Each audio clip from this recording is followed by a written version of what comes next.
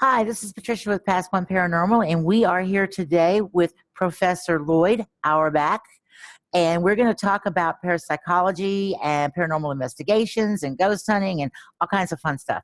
So, Professor Auerbach, tell me a little bit about your education and your background in parapsychology. So my background in parapsychology actually goes back to, I have to say, high school. Although before that, I was very interested in it, even younger than that. But I started a parapsychology club in high school because I started reading books by parapsychologists like J.B. Rhine and J.G. Pratt and a lot of the other luminaries in the field. Of course, I had read books by Hans Holzer and some other folks talking about ghost hunting, but those books really kind of captured my interest because they were science. They were real science. Mm-hmm. And I also got to, growing up in the New York area in Westchester County, I got luckily through some connections of a neighbor, I met a couple of the major parapsychologists in the New York area who became colleagues of mine later on. In fact, one of them became my boss for a little while when I got out of grad school. And I had a lot of people in the club. I had a couple of science teachers who were sponsoring the club for us in the high school. And during that entire time, we didn't do any ghost hunting.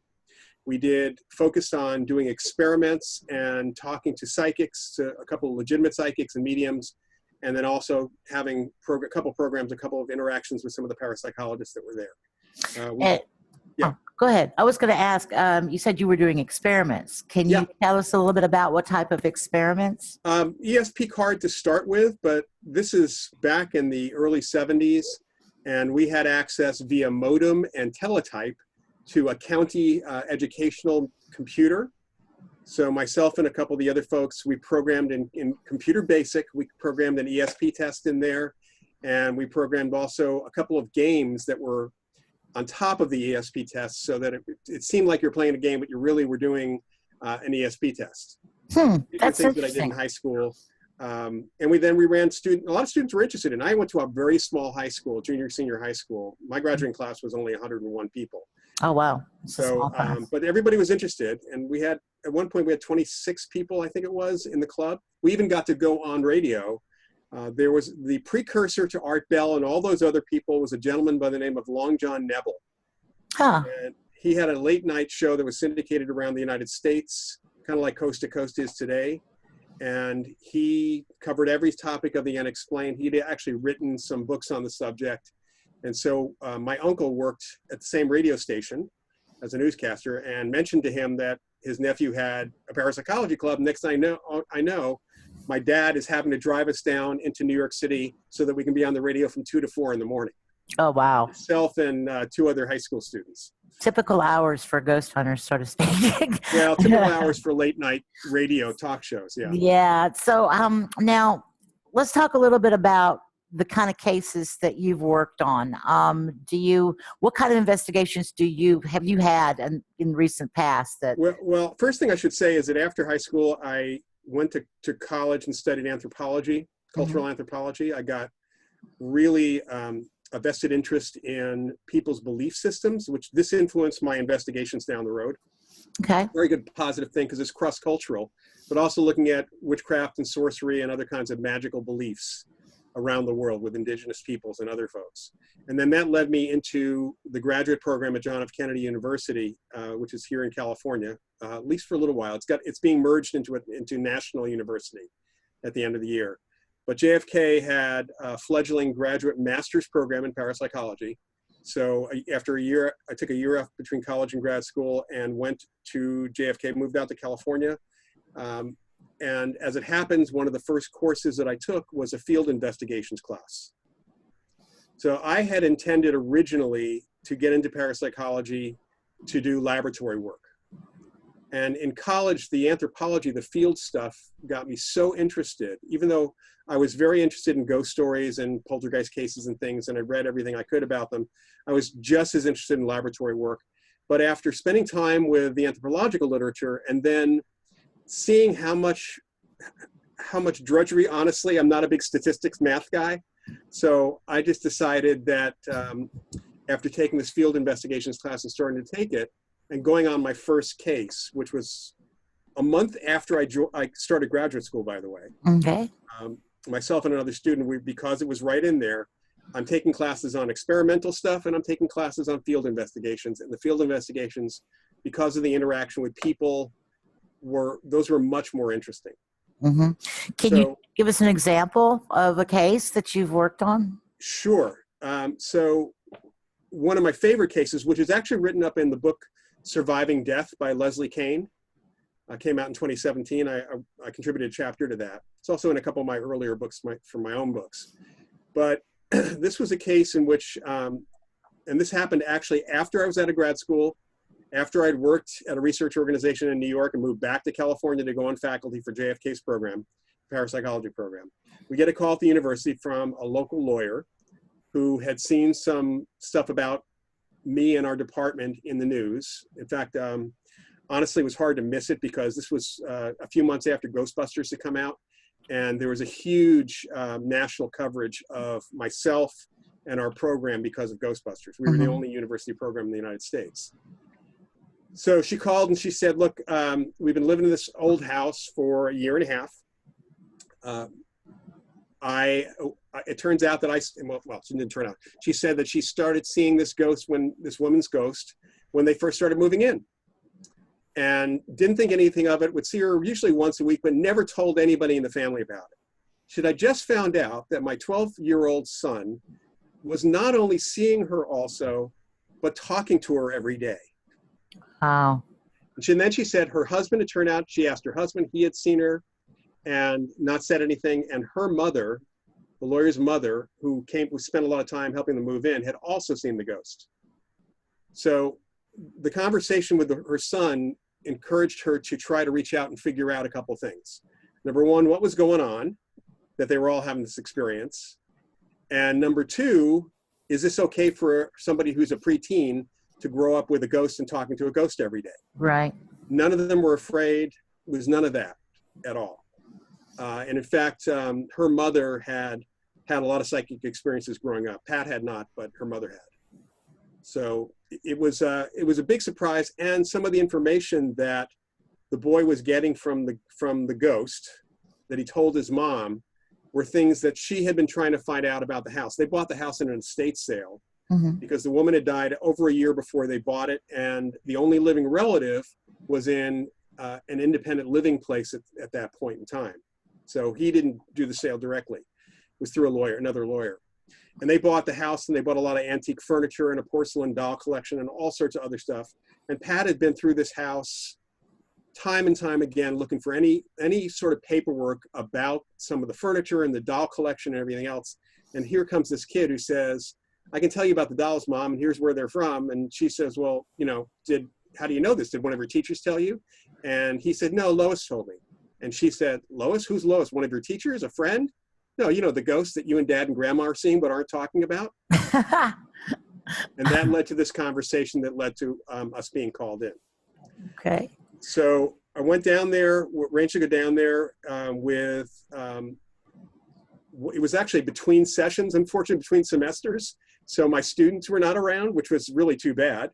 But our receptionist was one of the transpersonal counseling students who had taken parapsychology courses, and he wanted to go. And my wife at the time, was my first wife, came along as well because she was interested. And so we drove down there, and on the drive down, we had some interesting conversation because Joanna wanted to quit her job, and we were talking about that. My car was on its last legs. We were talking about that. And Kip, the receptionist, he was a little older. He had been out of school between college and grad school. And during that 10 years, we found out he was a professional dancer on television in Hollywood. How about that? Down in Burbank. So that came in later on. So we get there, we go to the house. We're met at the door by Pat and the boy Chris and Pat's mom. And then Chris turns to an empty space and says, and this is Lois. And we all said, hi, Lois. Chris was the only one who could see her. We walked in, we sit down, we hear a little bit of the backstory about how they saw her and some of the information. Chris actually said that she was great to help him with his homework. And actually Pat piped up and said that his grades had gotten better since they moved into the house. Then Chris made some comment about Lois not willing to help him cheat on a test. Oh my God. She wouldn't come to school and help him with that. And then we went around the house. We were taken on a tour of the house, and Chris would listen like a medium would, and then would tell us family stories about the city of Livermore, and stories about the family, because this woman had been born in the house in 1917. She had lived there her entire life after her parents and everybody else was gone. She died in the hospital. She did not die in the house. She had terminal cancer, so she did not die in the house. Very important to know that nobody died in the house at all. And we got more information later on. So we come back, we sit down in the living room after getting all this information about the family history, which Pat had no idea and no way of finding out at that point, because Pat had actually tried, after all this had started, she had tried through the attorney that sold them the house, worked on the sale, tried to get in touch with the cousin of the owner, the one who inherited it, who was in an independent living. That's all she knew. She didn't know where he was. But there was kind of a no contact thing for the attorney. He didn't, just didn't want to talk to anybody. Huh. So maybe because of the ghost. No, no, you hadn't even been to the house. He wasn't at the house after Lois died. Oh, okay. Yeah, he hadn't been there. So it turned out he didn't even know. So we end up sitting in the living room in a semicircle around Chris and an empty easy chair, which is apparently where Lois is sitting. And we started asking questions. And the questions that I asked, actually a lot of the questions came from things that I had always wanted to know about ghosts, especially hearing about the descriptions, but also from some things that I knew that had been written in books by some of my predecessors, folks who had been intensely looking at ghost cases back in the late 19th century and the early 20th century. And then more recent writers and researchers like Scott Rogo, who had done a lot of work on this, on apparitions. So we asked, first thing, Chris had told us that Lois would appear to him typically as an older woman, right? Which is actually how Mark, the husband, and Pat and her mom saw her also. And Chris said that she would change her clothes. And then on occasion, she would appear as a younger woman. And once in a while, she'd appear as a little girl or as a teenager. So she changed her age. So I asked about that. I said, so Chris, how is it, first of all, how is it you can see her and we can't and hear her? And how is it that she changes her clothes and her shape and stuff? So he looks over and he listens and he says, well, it's pretty simple. Lois tells me that as far as she knows, she's just like a ball of energy. And how she thinks of herself that day is how she appears to anybody who can see her. And I can see her because she's sending me the thought to see her. She's directly sending me the thought. That is, wow. Go ahead. I'm just I was saying, so that actually fits the models of everything we had. It fit literally in everything. And it would have been hard for Chris to read anything about that. Yeah. He would have had to do some deep dives to find that out. And then we get some other information about, I asked her why she was still around, when she died, what happened, and did she see the light? And her response was that when she was growing up and through her life, her family was not religious. So they didn't go to church. She didn't just know what to believe. And when she died, she didn't know if she'd end up in heaven or hell. She didn't think she was a bad person. She didn't even know if there was a heaven or hell. So she figured, why take a chance? I'm going back home. And she thought of herself in the living room, and that's where she found herself after she finished the process. And she decided to stay there and see who the new owners were going to be. And if she liked them, she'd stay. And if she didn't, she'd figure out what to do next. Wow. So then it all ended up with, we asked a bunch more questions about Lois. I actually got the contact information for her cousin from Lois through Chris. Later on, I was able to talk to him on the phone. He was actually pretty excited that Lois was still around as a ghost because he was 92. Wow. So he was thinking about his future at that point. Where am I going to be? Yeah. Yeah. And he verified the family stories that we had heard. In fact, I would start one of these stories that Chris related from Lois, and he would finish the story. It's like she only told us stories, or he only told us stories that apparently Lois knew her cousin could verify. That is itself amazing. that was really interesting in itself. We actually didn't count any of the history of the town of Livermore, because that's something he could have read about. Mm-hmm. And it ended up with, I said, Lois, do you have any questions for us? And one thing I didn't mention is that when we were asked to come, Pat had said, look, Chris tells me the ghost wants to make sure you guys don't bring any of the equipment that they had in Ghostbusters. So no ghost traps, Okay, right? no blasters. So I said, don't worry about that. We won't have that. Turns out apparently that Lois liked to watch TV with Chris, and they'd seen a commercial for Ghostbusters or something. And it kind of freaked her out a little bit. Yeah. So the first question that was asked of me was, Loyd, do you have any of that equipment from Ghostbusters? And I said, no. Even if we could get a particle accelerator on my back, it leaks nuclear radiation and it wouldn't be good for any of us. So, I kind of kidded about the whole thing. And then the next question was, Loyd, what kind of new car do you want? Joanna, do you really want to quit your job? And Kip, how long were you a professional dancer in LA? So she knew this. She knew this. So there's no way, we went back over the tapes, unless my car was bugged or Chris was extraordinarily psychic himself and there was no indication of that, there was no way that I could think they could come up with this. Wow. We didn't talk about it. So I said, how does Lois know to ask us, to ask these questions? Because that was the conversation we had on the drive. It was about a 40-minute drive. And Chris looked very sheepish when he heard the answer from Lois. And he said, well, Lois didn't trust you about the Ghostbuster stuff. So she found your car. She went to the university and found you in Orinda. And she got in the back of your car and I love it. Conversation the whole drive back. So she was a hitchhiking ghost.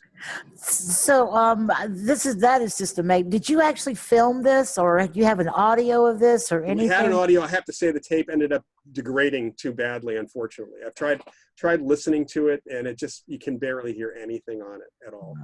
So I'm going to switch modes a little bit. Tell me, we're talk about paranormal television. That's what I call it. And I sort of categorize it as you have people who are ghost hunters, people who are researchers, and almost no researchers, almost very few. Yeah, and said a lot are just opportunists, depending on entertainers. What is probably the biggest disconnect between what the ghost hunters groups do versus what is done within the realm of parapsychology? And why do you think if there is a disconnect, why is there one or why isn't there one? Well, first there's a disconnect between a lot of television production and what has actually gone on in the field. And that has led to the disconnect with ghost hunters. The ghost hunting craze, community, all of that, if you go back 20 years, there were a few groups around. And if you go back 25, there were very, very few people doing this other than people who really spent time reading literature in parapsychology, people who had communicated with parapsychologists or psychical researchers. So there were people who were steeped in the history and understanding. And then the shows, the series came up. I mean, before that, I started doing investigations on TV back in the early 80s. So this was never a new thing. Mm-hmm. It's just that several things happened in the late 2000s that kind of started separating. The biggest disconnect, though, is that what they want to do on TV is not science. They don't need to follow what we would do, what scientists would actually do. And they don't want to hear, because they've talked to us. I mean, I've been involved in multiple proposed TV shows. The last thing they want to hear is that there's a lot of sitting around waiting for something to happen. Yeah. Right. They don't want to hear that. They don't want to hear that you can't catch things on film, on camera, because TV is a visual medium. Mm-hmm. In fact, I've been told this directly, even by some producers, that, look, if we can't capture anything, we have to do something else to show something that's going on. When Ghostbusters came out, the one great thing about Ghostbusters is that none of the media people took it seriously. Right. So it was great to hear from producers, from reporters, we know you guys don't have tech like that. What do you use? What do you really do? So that's the important question. What do you really do?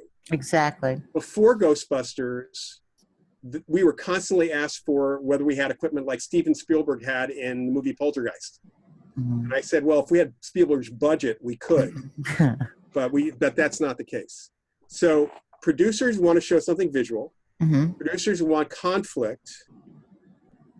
Producers they want spooky. That's the thing that very clearly They want spooky. That was clear why the majority of media has always been around Halloween. They want spooky. Right. And it's the entertainment value. You know, you Well, give and that's it. viewers, I mean, and it's the entertainment value of right. it. So one of the first shows that actually tried doing this was MTV's Fear. That's before Ghost Hunters, rather. Mm-hmm. And there was a limited series that got in trouble because they were consciously trying to find people. Well, let me back up. This was a show where they take 620-something people, lock them in a haunted place in the dark, and they had cameras facing them and cameras on their shoulders, and they'd be going around and stuff would be, they'd be freaking out. Huh. And it turned out, I had a friend who worked on the pilot, in fact, a couple things were going on. Number one, the show was making stuff up, the ghost story. This happened with the USS Hornet, which is a case I started out, actually, I brought that case to the public in 99. It's an aircraft carrier. Right. And they made horrible stuff up about the history of the Hornet in order to make it scarier and spookier. And I can't say this 100% for sure, but I know from insiders, one of the 20-something people was an actor who was there to prompt the others to freak out. And the producers were actually trying to find people who would break down on camera. Wow. And I understand this is my understanding, is they were shut down by the parent company Viacom when the lawyers found out that that's what they were doing, because that could lead to some serious lawsuits. Yeah. Even with a release form, didn't matter. When looking at these programs, what do you think are the best aspects of them, and what are the worst aspects of them? Well, we know the fakery obviously is probably one of the worst aspects. There's fakery. Honestly, we don't do anything in the dark. Mm-hmm. I think that's the biggest problem right there. That's the biggest disconnect. That comes directly from television. Before night shot cameras in the 90s, producers wanted to turn the lights down low. They still shot in the evening. They still shot with low light because it's spookier. Mm-hmm. And I actually had producers, even in the 80s, say, can we turn the lights almost down? Can we just light a candle? And thankfully, the camera guy would say, well, if you turn all the lights off, there's nothing to show. And Night Shot took care of that. The best thing about these shows is that they're putting the information, they're putting some version of the phenomena in front of the public. Mm-hmm. And people are coming out of the woodwork with their interest. That's a good thing. That's actually the best thing. Okay. We know from all the polls that people are interested in this subject and have been. We know that people believe in ESP, people believe in ghosts. This stuff has all been there. It's just been in, hiding. Right. Why do you think that is? What do you think it is that peaks? It's our culture. It's a cultural thing. Yeah, it's absolutely a cultural thing, which has gotten worse because academics, the organized skeptics since the 1970s, have made it uncomfortable, if not hostile, for anyone with any background in any field of science to say that they have an interest in this. Yeah, because it's almost like a stigma, because you're trying to prove something that doesn't, nobody believes that. But that's science. I mean, that's the thing. Yeah. People, here's the thing. All right, it boils down to this. Well, the science doesn't believe it. That's the science. Well, science doesn't want to believe it because science is based on materialism, and too much of what we do is contradictory to the basic philosophy that many scientists hold. But that's actually anti-scientific. Mm-hmm. I agree. The thing is that millions of people have the range of psychic experiences, and very important for people to know, an experience with a ghost is a psychic experience. Okay, that's interesting. I've never heard it stated like that. We study in parapsychology, we study psychic experiences. That's extrasensory perception, that's information not using the normal senses. We study psychokinesis, which is mind over matter. If a ghost moves something, that's psychokinesis. Right. If a living person moves it, it's psychokinesis. And so these are psychic experiences because they're all experiences of consciousness. For a ghost to communicate with anyone is telepathy. It's mind to mind.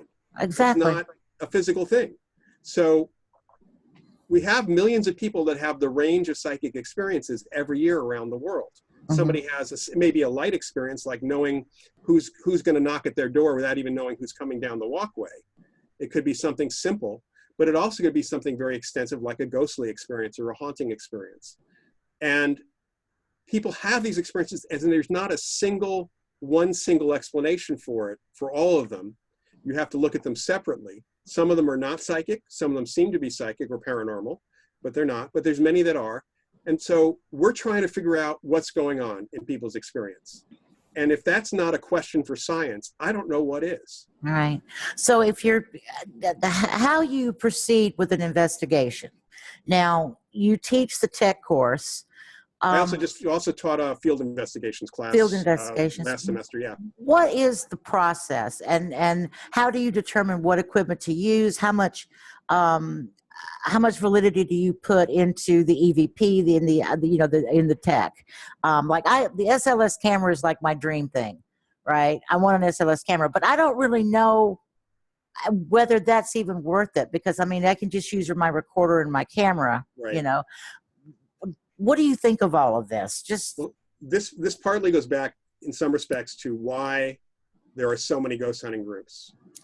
And that is because people can buy things that the TV shows tell them detect ghosts, when in fact they do not. There is not a single piece of equipment that can detect a ghost, because we don't know what we're trying to detect. Now, that doesn't mean that an apparition, a ghost, might not be able to affect the device. That's a different question.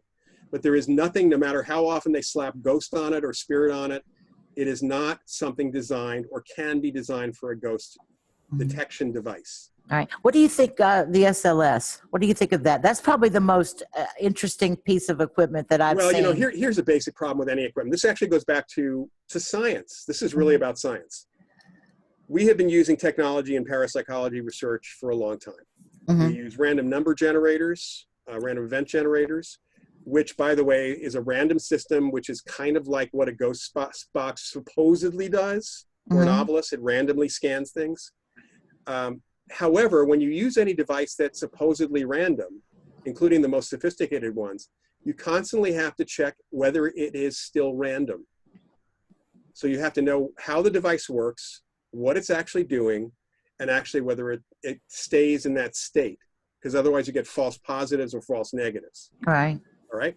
So the SLS, this whole idea of using the Xbox Connect, which is LiDAR, it's very interesting. It's actually LiDAR and infrared and a couple other things as well. I mean, it's a really interesting technology. The problem is that device, again, not designed to detect ghosts. The guy who designed the software, I think it's Bill Chappell. Bill Chappell, yeah. Yeah. The guy who designed the software, all right, it's his programming that causes whatever to show up on the screen. Unless you have the ability for an independent person, to look into what's going on with that programming, it cannot be trusted by itself. So in other words, if it's proprietary software, not open source, where someone can go and say, okay, it doesn't have to be, it doesn't have to be open source, but it should be submitted to someone else to make sure it doesn't have, I mean, that's the thing. If you get somebody independent, you can have them sign a non-disclosure, all of that. Any of these bits of equipment, if they stay proprietary and no one gets a chance of actually looking at how they're working, they cannot be trusted in and of themselves. Right, because the evidence is flawed, because you don't have anything to show what is producing the evidence, more or less. Well, you don't know. Actually, you don't know what else could produce the evidence. That's the biggest problem. Or if there's some programming in there that kind of games the system. Now, what do you think of spirit boxes? Just like the SB11 or SB7, those. Right. So the very basic problem. I mean, you started out by saying a recorder and a camera, right? Right. That's what I use primarily. Right. So number one, too many of the TV shows have clearly said that they don't want to hear from witnesses. That it's anecdotal evidence that doesn't count at all. Okay. There's two problems with that. Number one, if there are no witness stories, you have nothing to investigate, because you're investigating a ghost story, right? Right. At least a rumor. So it's got to come from a human being. Number two, human beings are the best detectors of these things, because we are the ones who have the experiences. So the best technology are humans. For an investigator, the best tool is the ability to clearly and completely interview a witness so you can get the story. The technology, any technology that also happens to go off or have something unusual or unexplained when a person is having an experience, that's called a correlation.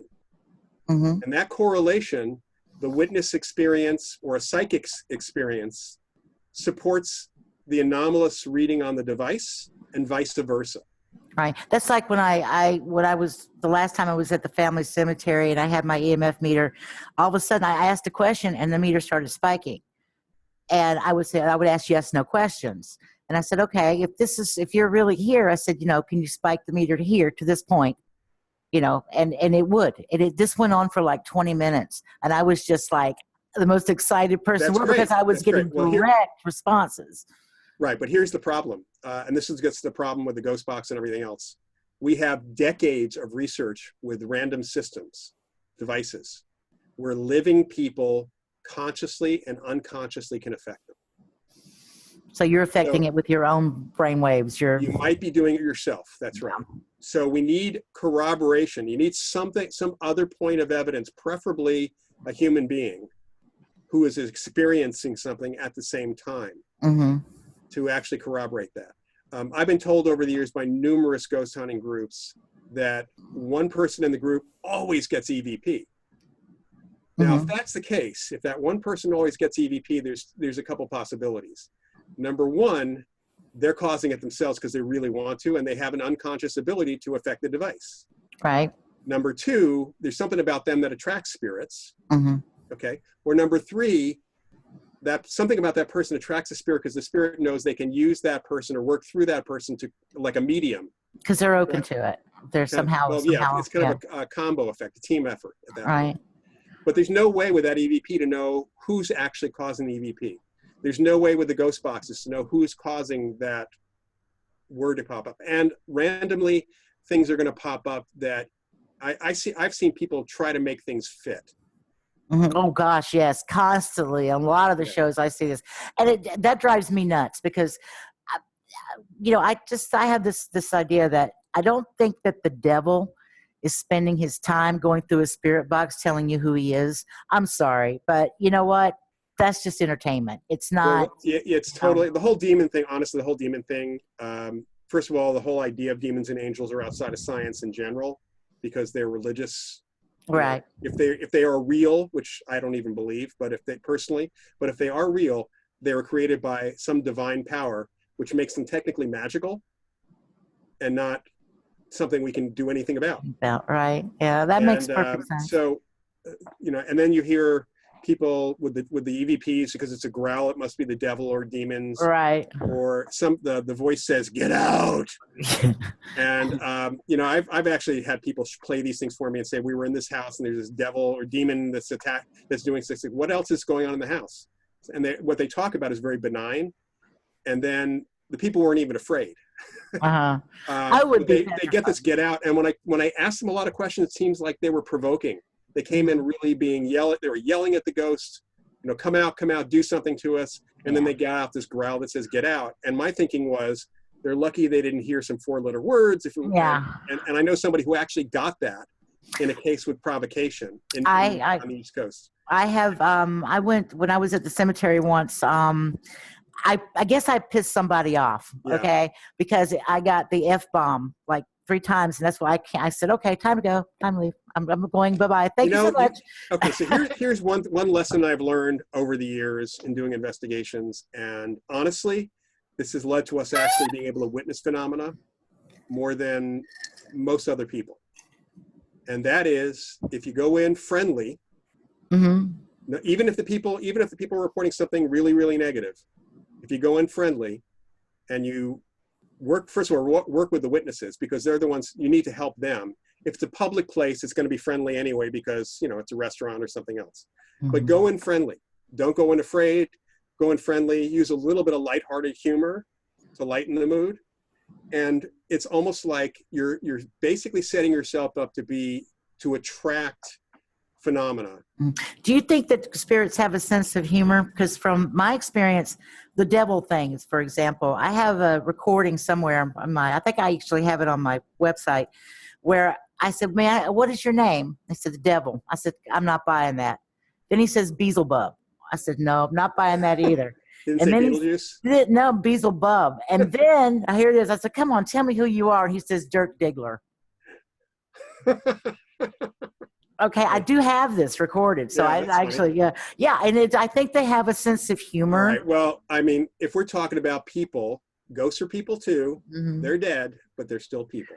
Yeah. And we do know from over 130 years of people's reports and investigations that have been done in my field You know, people seem to think, and I hate to say this, but I was at a conference in 2008 on a panel with a bunch of people from the TV shows, and one very well-known personality from one of the main TV shows said that there was no literature on the subject in the field before 1990. At which point I had to immediately correct him, and a couple other people corrected him as well. That was absolute ignorance. There's over 130 years, actually closer to 150 years of literature. So in all of that, it's very clear that ghosts are the same personality they were when they died, right before they died. People do not change or become evil after they're dead. All right. So So they might become playful, and they might start, you know, who knows, if they got a good sense of humor, they might be screwing with people. I think they do a lot. Because when I watch these shows and I hear devil come through their spirit box or Satan, I'm laughing. I said, they just want to get you to go away.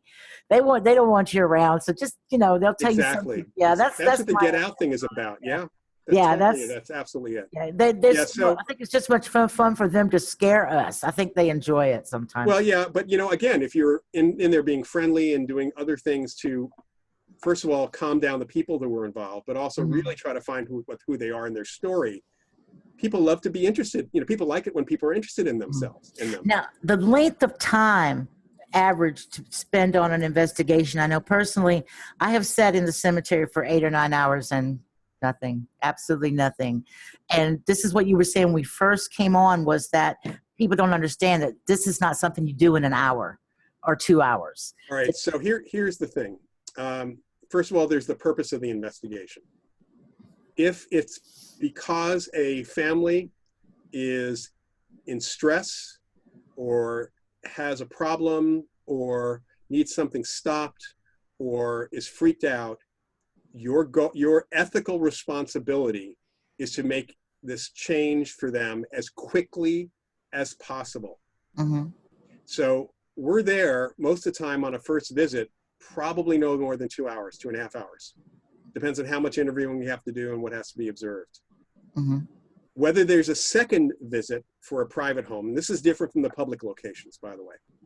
Second visit for a private home would be if we need to gather more information or need to see the pattern of what's actually happening. But if we can actually resolve the situation for the family and for that ghost, if there is a ghost, because a lot of times there is not. If we can do that in 2 hours or 2.5 hours, that's all we do.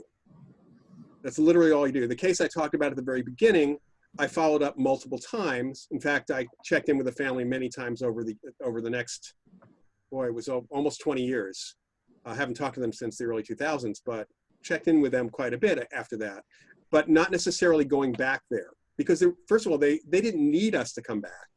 They liked the ghost. They were happy. They liked the ghost. They're perfectly happy with her being around. That's part of it. Is so from within the field of parapsychology, we have a very strong ethical perspective of if they're asking for help, we help first. If they're asking for information, we give information first once we figure out what's going on. Those are the two things that we do first. Then if we can stick around and gather more or come back because there's repeated activity, that's something we'll continue to do. For the public locations, that is one thing we can do. So over the years, I've been involved in a case since '91, although I haven't been back there for an investigation in a couple of years because there really hasn't been any need, but with a place called the Moss Beach Distillery, which is a restaurant down on just below San Francisco on the California coast. There was a woman who died there around 1930. There were some questions about her death, but there have been people who had seen her ghost since the early 30s. And I actually got to talk to witnesses who were no longer with us back in the early 90s, who were in their 90s, who remembered the story, who had had experiences all along. And we brought in multiple psychics and mediums over the years.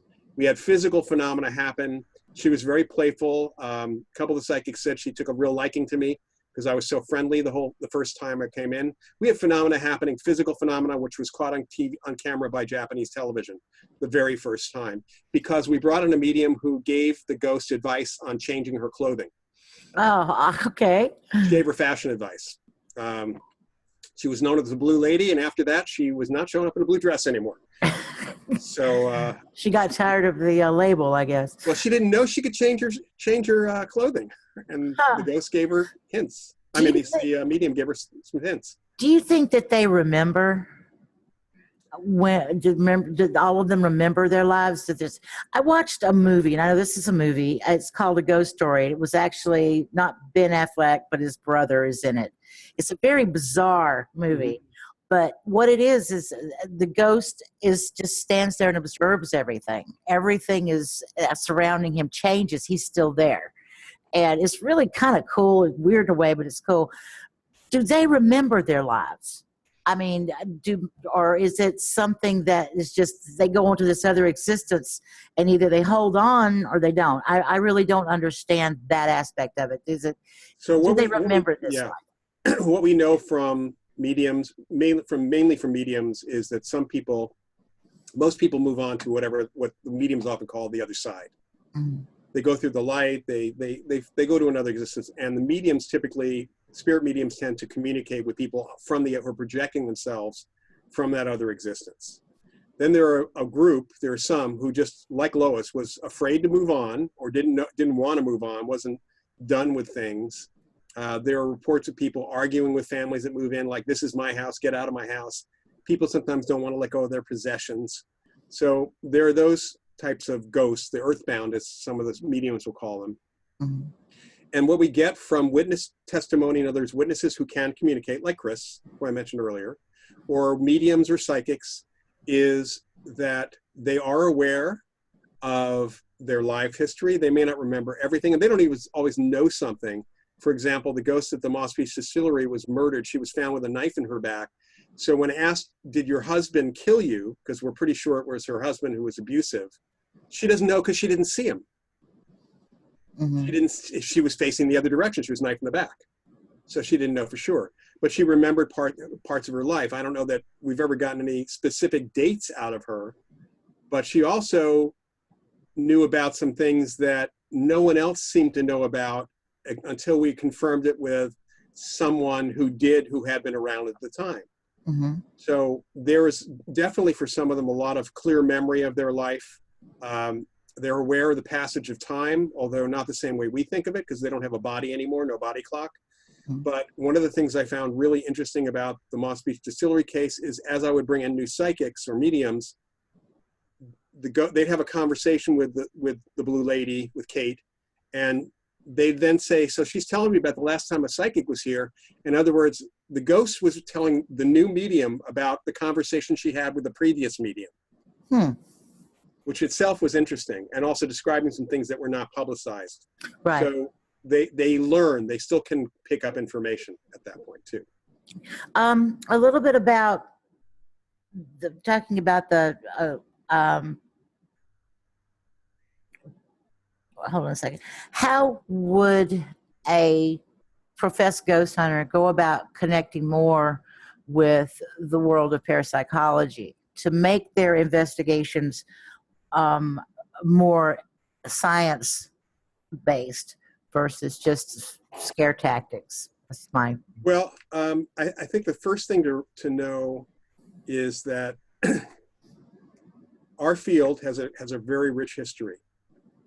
And we are a very small and mighty little field with not a lot of funding.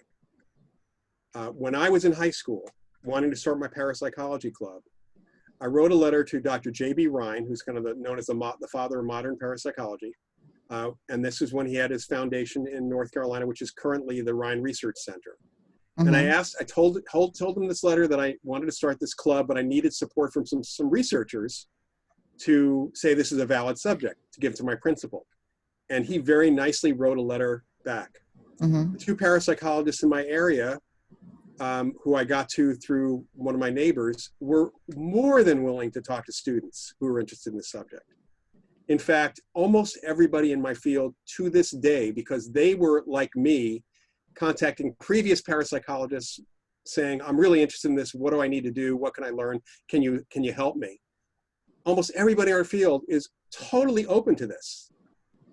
That's a good thing to know. So if there are people who are really interested in the field, they can get in touch with the Rhine Research Center. So they can do that. They can go to the website of the Parapsychological Association, look at the membership list, and through the websites, they can get contact with many of these parapsychologists or emails directly through the Parapsychological Association and ask a question.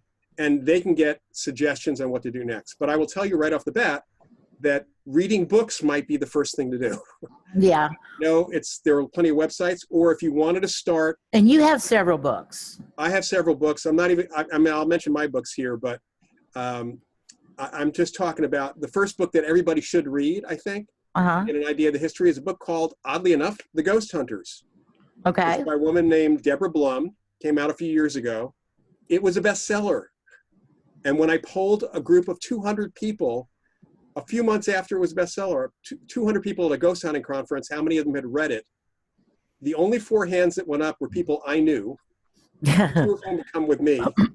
And when I asked how many of you knew about this book, the same 4 hands went up. I think that I really think that relates to our need for visual stimulation versus reading. We've gone Perhaps, so much to a visual. But there are audiobooks. This book is an audiobook. Yeah. Why this book is important, because it really talks about the start of the field in the 1800s. Mm-hmm. What got people interested? How did they do their investigations? So that's a good starting point as a base.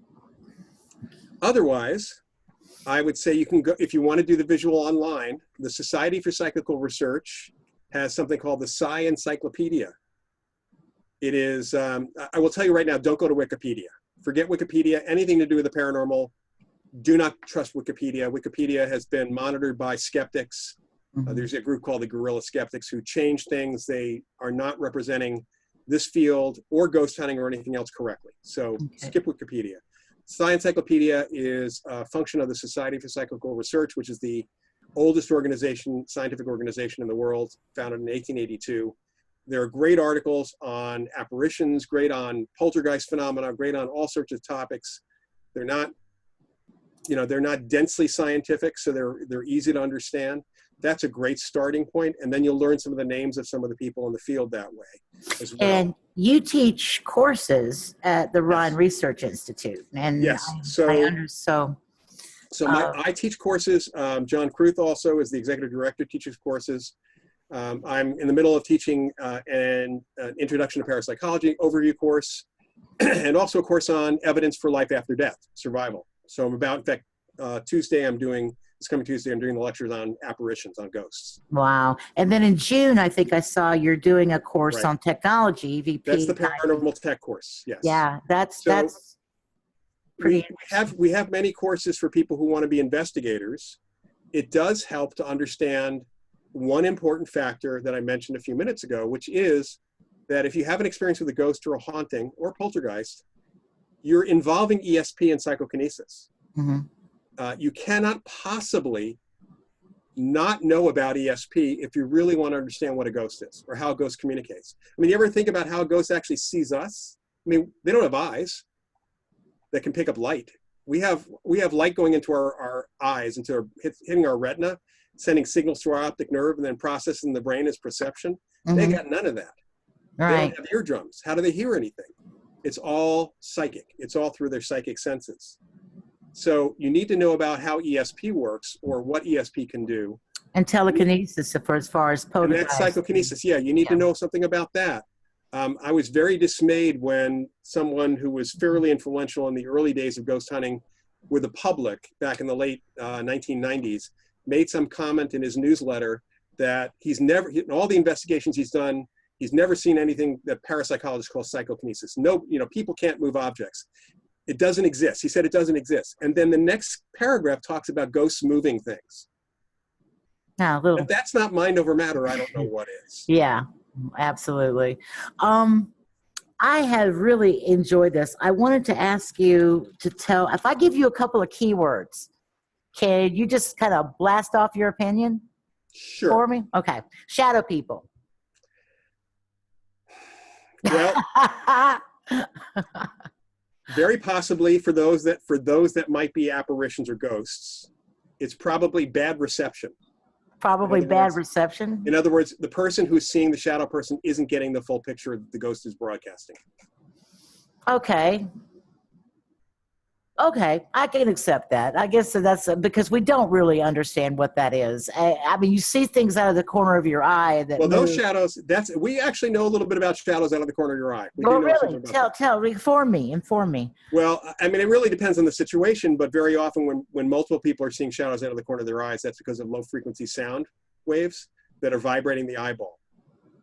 Okay, and so that can be caused by, for example, Can be vibration of, like right now, we got a ceiling fan, like an attic fan that's going, uh-huh, and we think it's a little loose, so it's vibrating things. Fortunately, uh-huh. it's not vibrating in the 18 hertz level of sound. Okay, So if it was, it could be vibrating my eyeball, and I might see shadows out of the corner of my eyes. okay. So that would explain, like for me, I live in Portland, and we have the Max line here, Yeah, and I that'll do it. have. Yeah, and it vibrates our apartment building like Yeah. this when it goes by. So yeah, I can see that. I have really enjoyed this, and this has been really informative. Now, I want people to know that you do have books available. They can Yes. Google those on Google those on or they can look at them on Amazon.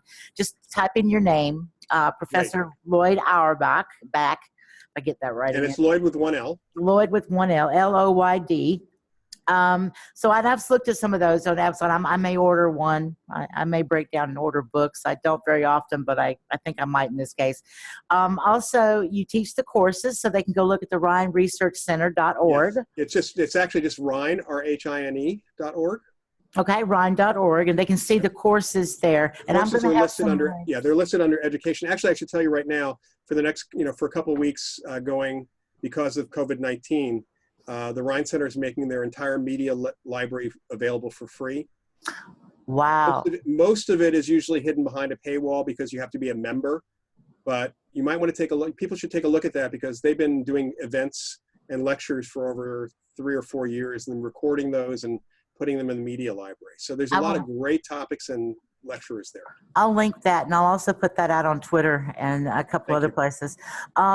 So people can look at possibly taking these online courses if they want to. They can have access to the media center there temporarily during the COVID thing. Let's see what else I have. Oh, tell us real quick before we close. I got to know about the chocolate. I love chocolate. Tell me about the chocolate. Where can I get the chocolate? So, I got interested in actually on and off been working on a book on chocolate for a long time. I do guided chocolate tastings. I got very interested. Being here in Northern California, you get really into food. Yeah. And wine led me into really good chocolate because Scharfenberger, which is the company that started the artisan chocolate movement in the late 90s, spawned all sorts of chocolate makers. And as part of my research, I ended up taking a course in chocolatiering. So I became a professional chocolatier. For a while, I was selling chocolate online and locally. Too busy these days to even do that. I do special orders once in a while still. My business is called Haunted by Chocolate. Yeah. And one of the things that really intrigued me when I first started getting into this and doing the guided chocolate tastings is the fact that there has been research that shows that people's intention and direction of thought on chocolate while it's being made can actually change the chocolate, and controlled scientific research showing that intention can affect chocolate to make it even more mood enhancing and even better for you. So that's psychokinesis. And research on PK with chocolate as well. Mm-hmm. You're also a mentalist. Yeah. Now, is there anything you can tell me?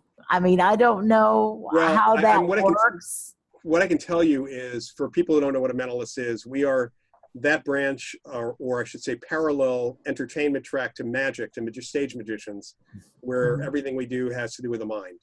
Right. And it's either simulating something psychic or psychological or something like that. So it's entertainment. I started out in, as part of my graduate education, we had a course taught by a local magician in psychic fraud and magic. And I got so enthralled with magic that for most of the 80s, I was performing professionally at comedy clubs as Crazy Loyd